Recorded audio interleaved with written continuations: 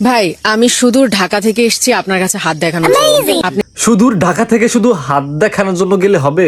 Full body check up করে যান। নাকি খুব ভালো হাত দেখতে পারেন? হাতের লগে লগে পা দুটাও তুলে দেন, দেখে দেবেন। দেখান যে আমার জীবনে ফাড়া টাড়া কি আছে। আপনার উপরে ফাড়া আছে 2টা আর নিচে ফাড়া আছে 3টা। হাত দেখে তো ফাড়া কয়টা আছে দেখা যায় না, তার জন্য তো জামা কয় বিয়ে আছে, কয় সন্তান আছে, ধন সম্পদ কি। বাবা যেটা বলতে পারতেছে না সেটা আমি বলে দিচ্ছি। তোমার ধন আর বিয়ের অভাব হবে না, খালি সম্পদ হবে না। আমার নাম তৌহিদাও নয়। মিথ্যা কথা বলেন না।